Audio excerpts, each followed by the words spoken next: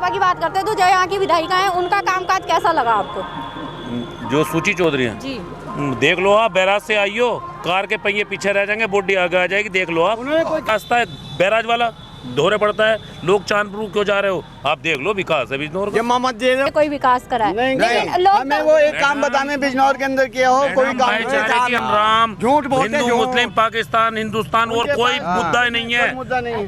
अच्छा आप by cast क्या है आप बताइए? जाट हूँ। अच्छा आप जाट हैं, तो अभी जो पैदा कांड हुआ था पीछे तो वो तो जाट और मुस्लिम में हुआ था, क्या आप उसे भूल जाएंगे? सब इनके काम, किसी को लड़ाई हुई बे सब एक जगह ही खा रहे हैं, एक जगह ही रह रहे हैं, बिल्कुल डांग साहब का एक साथ चुनाव लड़ा रहे हैं, आप जाकर देख लो। 90% मुस्लिम साथ में, आज हम मुस्लिम हैं। अच्छा तो वो तो सपा के कारण है ना, अगर आगे कभी फिर से इस तरह की बात होने लगे तो फिर तो जाट समुदाय फिर से जाटों के साथ ही तो जाएगा ना। जो पैदा कांड है क्या आप उसे भूल गए? मुजफ्फरकांड भूल गए? करने वाले भी तो यही लोग हैं ना, यही लोग लड़ाने वाले हैं, हम तो पहले से आप ये हिंदुस्तान है, यहाँ सब हिंदुस्तानी है, आप जाट मत बनाओ, जाटों का कोई मतलब नहीं है, ये भाईचारे का चुनाव है। जाट नहीं लड़ रहे हैं, नीरज चौधरी लड़ रहे हैं, भाईचारे के लिए लड़ रहे हैं बस। यहाँ को ये लोग हमें जाट बना रहे हैं, हम हिंदुस्तानी हैं जी। क्या आप इतने तारीफ करें सब लोग, तो उनका एजेंडा क्या रहेगा? आंधी है नीरज चौधरी, आंधी। काफी लोगों को कुछ नाराजगी है और इनका कहना है कि अब की बार जो चुनाव होगा वो भाईचारे का होगा।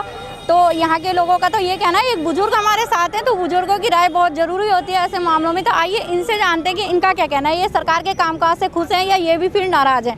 तो बाबा जी आप बताइए, आपको क्या लग रहा है, आप खुश हैं सरकार के कामकाज से? सरकार से खुश कहाँ से कि हमारे ब्याज के पैसे न दिए इन्होंने गन्ने के। अच्छा। बैंक सब रुपए लिए और रुपए लेने के बाद हम पर ब्याज चढ़ जाता।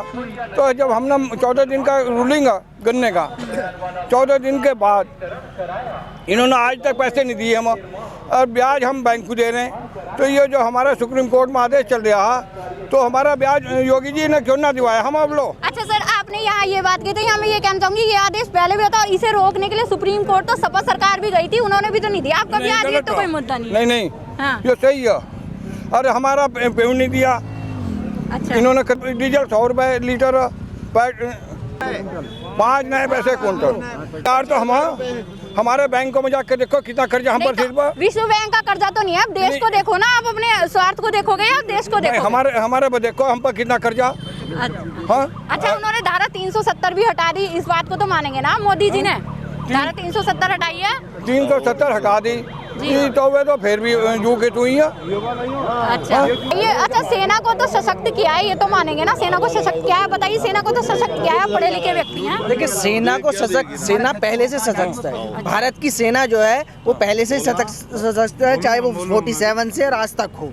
भारत के कभी भी स्वाभिमान की बात होती है तो यहाँ का किसान और किसान का बच्चा बॉर्डर पे जाने के लिए सबसे पहले तैयार होता है। आज भी जो बॉर्डर पे सेवा कर रहे हैं देश की, उसमें से 80, 85, 90% किसानों के बच्चे होते हैं। उसमें कोई नहीं भेदभाव देखा जाता कि वो हिंदू है, मुस्लिम है या क्या है, वो देश का बच्चा है, पहले देश की सुरक्षा है। ठीक है, मैंने कहा था कि वो एक मारेंगे हम उनके 10 सर लाएंगे, कुछ नहीं होता है इनसे। रोज देख लो आप बॉर्डर पे चाइना डेली अंदर घुसा जा रहा है, पूरा 100 घरों का एक गांव बसा दिया अरुणाचल प्रदेश में, ये तो हालत है। लेकिन आप जो लोग हैं, जो सोशल मीडिया है, आप अपना अच्छा काम कर रहे हैं, लेकिन जो गोदी मीडिया है ना, वो दिखाने के लिए तैयार नहीं है कि अरुणाचल प्रदेश में 100 घरों का एक गाँव बसा दिया है और चीन हमारी सीमा में दिन प्रतिदिन आगे घुसता चला आ रहा है। नहीं है तो ये बताया जा रहा है कि चीन भी डरता है, पाकिस्तान को भी दबा रखा है, ऐसी बात नहीं है हमारी सेना ने। अच्छा झूठ है ये भाजपा जो है पार्टी, ये भाजपा वाले सिर्फ झूठ बोलते हैं, करते कुछ नहीं है। इनके चीन ने जो है ज़मीन घेर ली है, मगर ये बोलते हैं चीन ने कोई ज़मीन नहीं घेरी। वहाँ जाके देखो आप, चीन ने काफ़ी ज़मीन इंडिया की घेर रखी है, मगर ये भाजपा वाले सिर्फ झूठ बोलते हैं कि अपने अलग अलग लोग और उनके अलग अलग मत। तो यहाँ पर भीड़ काफ़ी है और भी लोग आते जा रहे हैं, क्योंकि यहाँ पर एक तरह से बहसबाजी चल रही है। तो जो रिटायर्ड सब इंस्पेक्टर है, तो आइए इनसे बातचीत करते हैं। यूपी पुलिस से 2017 में बीजेपी की सरकार बनी थी, मेरा पोस्टिंग जनपद मुजफ्फरनगर में था। बीजेपी की सरकार बनने के बाद 15 दिन बाद मेरा ट्रांसफ़र 57 साल की आयु में मेरा ट्रांसफ़र गोंडा कर दिया गया, और प्रशासनिक स्तर पर ट्रांसफ़र आप एक कर सकते हैं। गोंडा से भी मेरा 6 महीने में कुशीनगर कर दिया गया।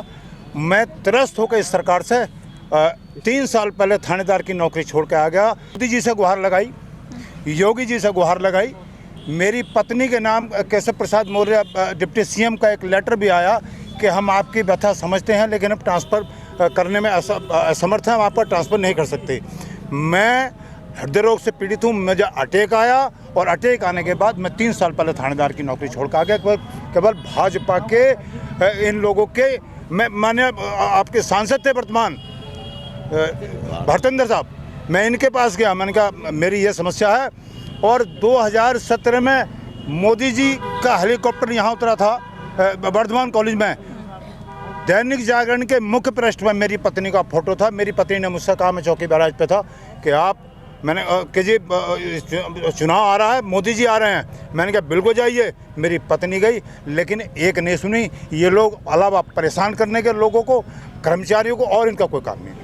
इस आयु में मैं गृह जनपद में जाना चाहिए मुझे, लेकिन मेरी किसी ने नहीं सुनी और मैं 3 साल की नौकरी छोड़ के आ गया। मुझे गोंडा में अटैक आया और अटैक आने के बाद आज मैं 3 साल, अब मेरा 2022 सितंबर में मेरा रिटायरमेंट था, लेकिन मैं 3.5 साल पहले रिटायरमेंट लेगा। तो अब आप क्या चाहते हैं कि सत्ता परिवर्तन होना चाहिए? मैं और इससे ज़्यादा और क्या लूँगा? मैं इसके लिए वोट की अपील थोड़ी करूँगा। मैं इसके लिए वोट की अपील नहीं करूँगा।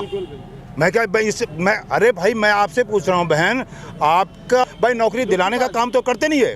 मैं आदर्श नगर रहता हूँ। मैं ये चाहता हूँ जो गरीब है उन्हें रोजगार मिलना चाहिए। सरकार ऐसी बननी चाहिए जो पूरे देश में काम कर सके।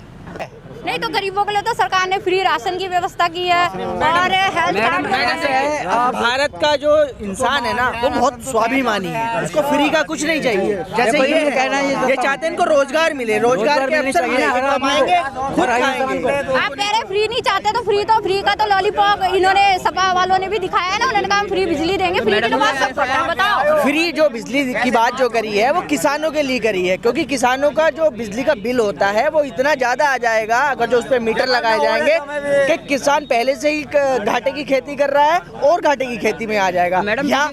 या तो एमएसपी पे गारंटी कानून बना दे, मीटर लगा दे, हम देने के लिए तैयार हैं। फ्री में हमें भी कुछ नहीं चाहिए कि नल ही जीते। यहाँ पर जो बहस हुई है इससे ये बात निकल कर आई है कि जो प्रशासनिक जो भ्रष्टाचार है वो काफ़ी बढ़ गया है और जो अगर सरकार कोई योजनाएं लगा भी रही है तो वो उसका लाभ जो है वो आम जनता तक बिल्कुल भी नहीं पहुँच रहा है। भले ही वो सारी जो योजनाएं वो कागजों तक ही सीमित रह जा रही है। यहाँ की इस बहस से या इनकी बातचीत से यही मुद्दा निकल कर आया है। तो सरकार को चाहिए कि इस बात पर ध्यान दे और आम नागरिक के दर्द को समझे। तो फिर किसी मोड़ पर, फिर किसी जगह हम आपको फिर से मिलेंगे, कुछ लोगों की और विचार जानेंगे। तब तक के लिए नमस्कार, धन्यवाद।